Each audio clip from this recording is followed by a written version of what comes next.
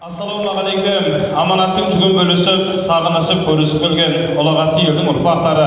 Келген қадамдарымыз оңнан, қуаныштарыңыз молынан болсын. Босағасы төрдей, көңілі көптей болған, ынтымағы адырамаған Шәріпбектер әулетіндегі дәстүрлі бет ашар той құтты болсын ағайын. Той құтты болсын.